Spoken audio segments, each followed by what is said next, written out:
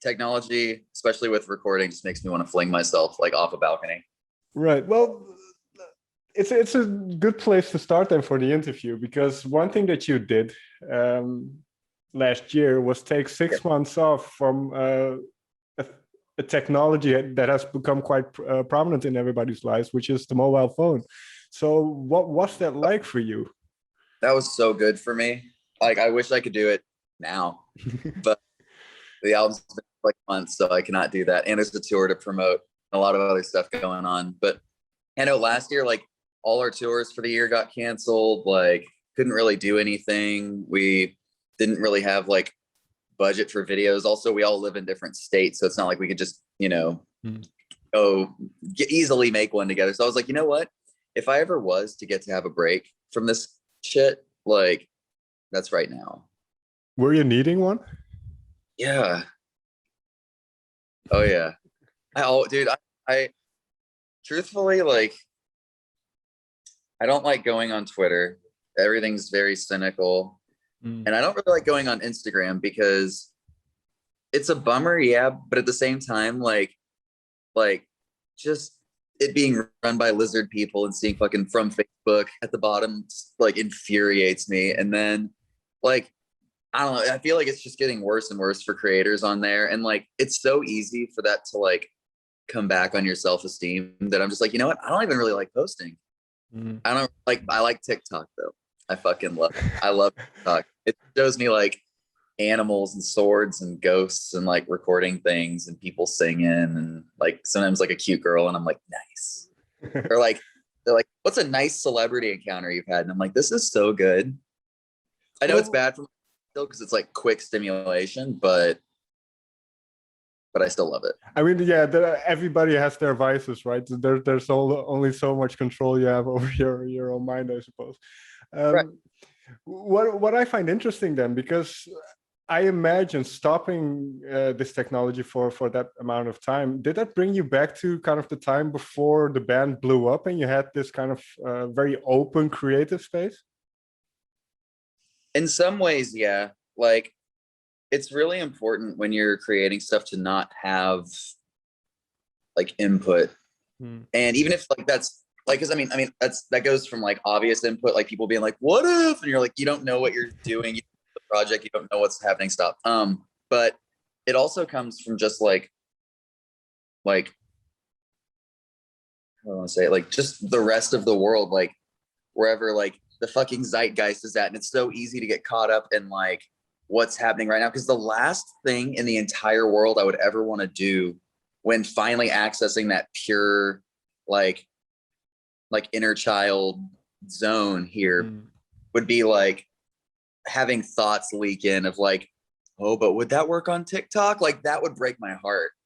Like, so it's important to like when you're working on at least like a body of work, like a long form piece, to just not have like, you have to kind of like close the door on the rest of the world while you figure that out. Otherwise you're just going to make some like of the moment shit.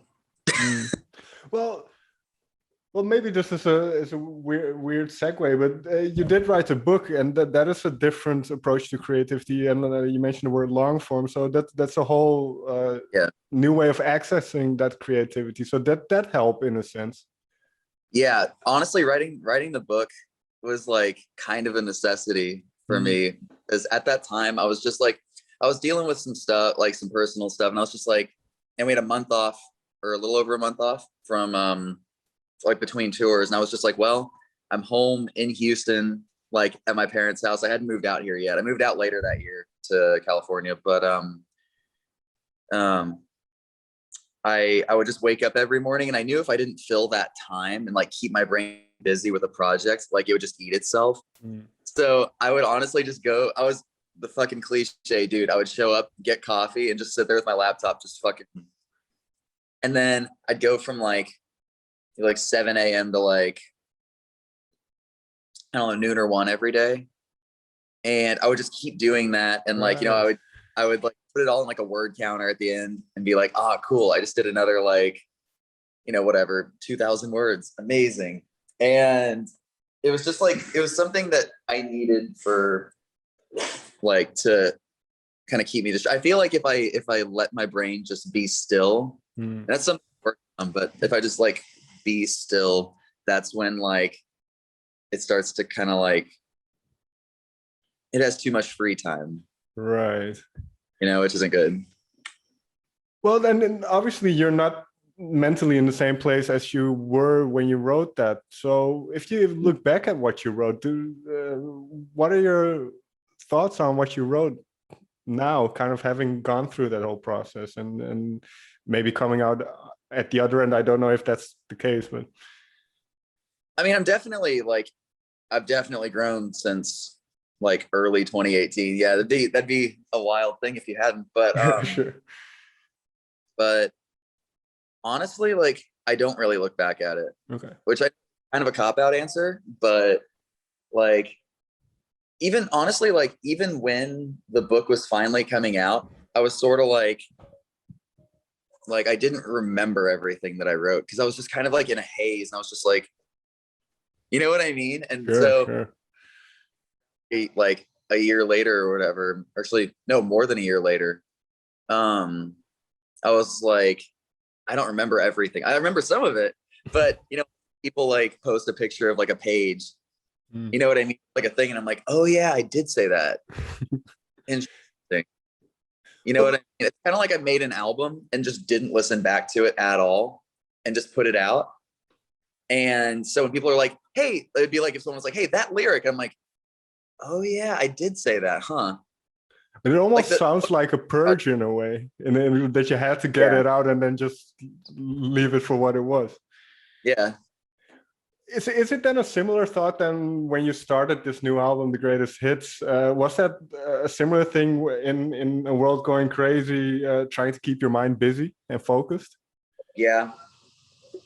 That's always the goal. But yeah, the world being like on fire also was like, I mean, it definitely like played, how I want to put it. It was, Greatest Hits couldn't have happened if we didn't have that time, and if I didn't step back and make it a more, or I guess, and kind of like try and close myself off a little bit. I think it also would have been a lot darker if I had like just stayed and like left that door open to everything going on. You know what I mean? Sure, because I can imagine. I mean, you've always talked about fame and kind of what that does to people and how you are being perceived versus who you really are, or how you perceive yourself. But then I suppose if you constantly keep touring and you're constantly in that same cycle, then it's very difficult to get out of that. You need a moment to step back, I suppose. Here's the thing. I think that, I mean, I have goals, and those, and my desire for what I want to do and like marking things off my bucket list usually trumps the negative side, or the negative side effects that come with making music. It's a weird disconnect kind of thing. But I think that especially at that time, like around like the 2018, 2019, I mean, even now to some extent, like a lot of times it feels, because I don't feel like if someone referred to me as a famous person, I don't think that would like really register or click, because I don't feel that way. And a lot of times, especially at that time, because like of like the kind of, or like the type of people that music in general just attracts, like, because, you know, they're like looking for something that's like missing. I think I felt like I was just getting the negative side effects of it and none of the positive ones. Because like, especially at that time, I was like, man, I'm fucking living at home with my parents, and there are still people showing up to their fucking house, or like bugging me, or like, you know, people like fucking doxing them, or like, you know, I'm just like, I'm getting only the shitty side. I'm getting the shitty side of it. Where's my fucking jet ski? You know what I'm saying? but definitely, and I suppose that's a problem in terms of perception of what an artist is, because I read somewhere that maybe it was even the third album, but I think in around 2018 you said you only had a couple $100 to your name, but people kind of perceive you as this elevated thing. Yeah, dude, that was, yeah, the end of like the very end of 2017 was the first time I had like any money. There was like years of this band happening, even being signed and shit. And like it was our first headline tour at the top of 2017, where everything was sold, or most of them were sold out. And I started the tour with $0, Wow. like actually. And yeah, like those years of being like, you know, like people taking pictures with you and people doing whatever. I was like at that same time, it's kind of funny because like people see you on stage and they're like, fuck yeah. Or like they see that you made a music video and they're like, cool. And I'm like usually sitting around like $100 to my name at that time. And I'm just like, well, like it's, you never know like where that turn is or like where something clicks. It's, I think that's one thing that keeps people in like the arts kind of anxious. It's not like regular stability in that way. It's very inconsistent. Like it's not like you don't get a paycheck every 2 weeks. You know, it's kind of like there's a risk attached, I would say. It's very volatile. Well, right. And that's why I'm very, as much as I've like complained about things or whatever, I at like the end of the day am thankful for everyone that like actually supports what we do, because even like it's kind of like, you know, I mean, and I don't want to talk about like the money shit too much because it's just like whatever. But the like insignificant part of what, you know, all of this. But it's like the inconsistency definitely drives like an anxiety. And like, you know, if like, well, the tour is 2 months long, you know, we'll get paid at the end of that if it goes well, though. If it goes well, because we've also done tours before where we've made nothing or like $1,000. And I'm like, dude, that's not even like rent. Oh no. You know what I'm saying? Like, but I mean, as far as bands go, I really can't, like, we can't complain. Like I think we're luckier than most. Well, it seems that at least that you have a good solid fan base, which I suppose is worth a lot. And one thing that I find interesting in what you're telling me now is that you do have ambitions, perhaps not financial or monetary, but there are ambitions. And now I can't remember which song it was, but you mentioned running out of time. So what kind of ambitions do you still want to achieve, or what how do you see your own creativity developing? It's a big question. And just asking my goals and where I want to go. Well, and part of it with running out of time, do you think about kind of a legacy might not be the right word, but kind of the realization that you only have finite time to accomplish it? I think that I'm not really worried about it in the way of like, I think we've put so much emphasis, like culturally, we put so much emphasis on age and trying to accomplish things before like, you know, a certain amount of time has happened. But like, I feel like that's just not a way to live or like carry yourself if you want to make art in the long term. Because it's dope to be like, oh my God, this person made this incredible album and they're only 17. It's like, which is cool. Like that's fucking awesome. Like at 17, I could never do what, you know, these young people are doing. I would fucking suck. But like I think that if you want to act like no one bugs like Phil Collins or some shit, or like dogs him for being old. They're like, that guy rips.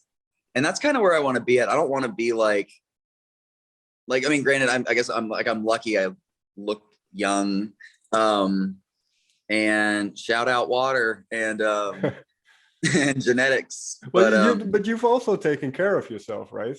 Because I read somewhere that you never did drugs or anything. Yeah. I just think I'd like them too much. And but that's the thing. Like I never liked what I saw it doing to other people. So I was just like, I don't really need that. But also I know I have like an addictive personality. And like anything that I like, I just overdo to max capacity. So I'm just like, it's better if I just don't do shit. Like if I started, dude, if I found like a cool drug, oh my God. It's over. But, yeah. But the running out of time thing. Oh, can you hear me okay? Sure, Okay, cool. Sorry, it froze for a second. The bit about running out of time, I mean, in the context of that song, in the context of Secret Life specifically, because that song is about like dissociating into like a better place. Because it's right after Just Kidding, which is a really low point. Secret Life, it's kind of like that dissociating, you still come back to at a certain point. You know what I mean? And sure. so it's kind of like that I don't know, that sugar rush does like there's gonna be like there's gonna be a come down from it. You know what I mean? Or like you're gonna have to come back to reality at a certain point. So that's what it means there. But as far as running out of time in another way, as far as like career shit goes, yeah, I mean, I don't think about it as much now because I mean that also puts like a pressure on you, which I think can like dull what you're creating at least a little bit, or it runs that risk, which isn't worth it. Right. And I mean, on that topic, I've spoken to a lot of artists who didn't get into music before they were 40 or something and still made it. So I mean, there's always time. That's exactly it. I'm like, dude, I'm still in my 20s and I still have like a shitload of ideas and things I want to accomplish. So, but in that same way, I think putting that like arbitrary pressure on yourself is just pointless. But do you lead to something good? But do you put pressure? Because, for instance, with Greatest Hits, then do you when you're writing, do you feel pressure to do well in a sense? It'd be disingenuous to say no, but at the same time, when I write, for the vast majority of it, like 90, maybe like 95% of it, I have to pretend that it's not for an album, or at least in like a surface way. I have to pretend that it's like, because if I'm like, oh, this is for the album, then I start thinking big picture. Then I start thinking like conceptually, and I start thinking like, but where would this sit? But what does everything else do? So what is the bigger picture? And like, I kind of like overthink it. Like with songwriting, I sort of just have to like zone out and just like kind of tunnel vision, subconsciously let it go. Because yeah, if I put any kind of pressure on it or any expectation, like not even pressure, even just any kind of expectation, it's probably going to suck if something even comes out. If I have those thoughts, usually I just get jammed up and then I quit, because I don't really like trying to force writing. None of my favorite songs of ours came from me sitting there like, come on, think. Like, oh, but you know. But yeah, I think what you mentioned earlier, then when you do have that, you run the risk of becoming disingenuous, and then kind of that's people can hear that, I think. But people are smart, like they can like, and the thing is, one thing like as much as I think like Gen Z or like Goblin people, like one thing I really fucking love is that they're smart and they can recognize bullshit better than a lot of generations after them, you know, like millennials. Sure, I do think so, yeah. I think the only problem with the newer generations is that they're what we started on in the beginning, they're too dependent on modern technology, which is a shame. I'm scared for them in that way, because like, I mean, I'm a product of the internet too. Like I've been on it like since I was like way too fucking young, looking at just the most insane shit. And like, dude, you used to like watch people die on the internet and shit. Like Crazy. It was like, yeah, and it would be on like normal sites too, like fucking, I mean, not normal, but like the sites that you would frequent, like whether it was like Bunny Junk or E-Bombs World or whatever, like all that shit. Yeah, I remember those. You would see the most shocking shit. And so, I mean, in a way, I think that kind of fucked up. How old are you? I'm 34, so I remember not having the internet as a young child. Right. So I think it kind of broke like the millennial brain in in a certain way, but I think Gen Z has like their own way that they've been fucked by technology because it's just way too present. It's like feeling like that watched and like vigilant and shit all the time just can't be good for you, especially like while your brain is fucking developing. Like they're gonna be paranoid fucking people when they get older. Yeah, and well, the way I see it is, I think in 20 years or so we will see the repercussions, and we will hopefully can do something about it. But now we're still so in it that it's very difficult to see what kind of effects it has on. Because as we mentioned as well, there are some very positive things, and it's fun to scroll a little bit, and there are some positive aspects to it as well. So. But going into something else, because you mentioned kind of that you prefer the songwriting of your favorite songs. Now, Snowglow was one of your favorites, I believe, that ended up in this record. So can you take me through that writing process? How did that song come to you? Man, that one was interesting because I was kind of like tired of like the normal methods, and I really wanted to try something new, especially like at the top of like being in a lockdown. You're kind of like you need new shit happening, you know what I mean? So like you've just been sitting there, like your mind's getting stale. So I remember I think it was Benji, may have been Joel, one of them, and I was just talking to them. I was like, how do you write songs? And I've seen them do it before, like in the studio, but they're just like, honestly, just make shit up, over, like freestyle over the instrumental, and eventually, like, you just have it. I'm like, what? Like, they're like, yeah, just feel it, and like you'll do it. And I'm just like, okay. So went home, got these pads, like really distorted them, so it was like, and they were actually like there was some conflicting chords in there, but it just made it sound like extra eerie. And then had two like drum, like kind of like things going on, like just back and forth between two different beats. And I just had those looped for, I think it was like 20 minutes maybe. And I just like sang over it. Like, I set up the thing, made the vocal tracks, and I just like sang a bunch of shit over it. And if I got stuck, I just like skimmed through my notes because I'm always just writing ideas. And yeah, I did that 3 times. And so all the vocals are like on top of each other. And I went to bed because I was like, okay, cool. It was like really late too. And the next day I was doing laps outside to, because you have to. And I was like kind of like picking out pieces that felt cool. You know what I mean? Or I would hear like, sure, let it sink in. I was just like, yep, love that. Okay, cool. So I'd kind of like transcribe what I was doing on each part. And also like, I think I put like, just to keep it organized, because I have to do that, like take 1, take 2, take 3. And I would write down like the time markers of cool parts so I could go back and like cut them out. And yeah, even like the outro where there's like the us giving up, living down, getting out, mixed with the I don't have the sympathy and I think that you need more from me, like that like faster part. Those played on top of each other because I had like all 3 of them bounced out at the same time, and I was just like, oh, like I remember I was walking around and I was just like, oh shit, I was like, that's the outro. Like, so yeah, that song really just came from like I talked about earlier, how just focusing in and kind of like subconscious. It's sort of just like.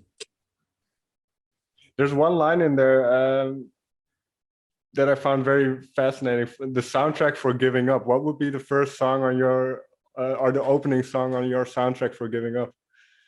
Greatest Hits. Fair enough. Yeah. Final question then, because you took on more of the production side as well on this record, and you mentioned earlier kind of not wanting to think too grandiose about the album early on and not having too much in your head. So what was your approach in terms of the sounds of a lot of those songs?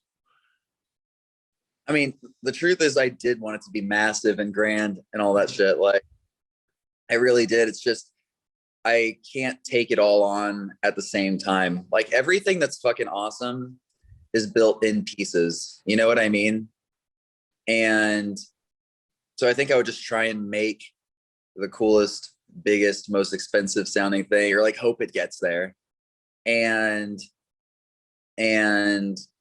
like after you make, you know, over 100 demos, you're like, alrighty, I know like the general story that I want to happen. How do you tell it best? And that's when you structure the album. And that's when it comes as like this big thing. Cause I've had, you know, people be like artist friends be like, this is fucking incredible. Like, how did you even do this? Like, I could never, this is like almost like discouraging, blah, blah, blah, like that kind of thing.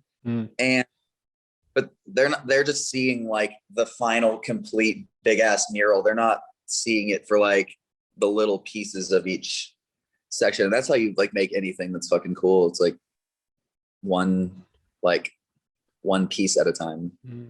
I think that's great advice, because I struggle with that at times as well. When you have a project, you always want to kind of get the whole thing in your mind, but that doesn't really work. You know what you have to know what the finish line is, but not like hyperfixate on it. Otherwise, you're just going to be like looking at this like huge uphill thing, and it's just going to seem so daunting. Right. Yeah, like it's just important to be like, okay, how do I take the next 5 steps? Like 1, 2, 3. Well, one last question then. What is the next step for you guys? Is it playing live and then kind of exploring how you will play the greatest hits live? Truthfully, the next step, I'm pretty focused on, there's a couple things. I want to make some cool ass music videos and get better at directing.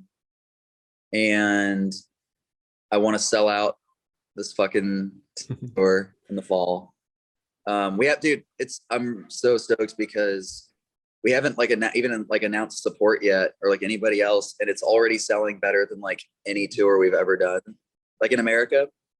So that's like a pretty promising thing. That's good news. Yeah, definitely. I'm definitely putting it out there and kind of like manifesting it and everything, like all manifesting jokes aside. And I think it's kind of working. I mean, that's how you do everything. You have to like put it out there and believe it. And just pretty much hope for the best, right? And like you said earlier, don't hope, you know. Okay. Know that it will work out. Yeah, if you're like, oh, I hope this works, I don't know if it will, like that's not the right energy. You have to know. So no doubt, you should just be confident. Yeah. Fair enough. On that message, then, Awsten, thank you so much for taking the time to talk with me. And I hope, I'm confident you will succeed in what you've set out to do. Thank you.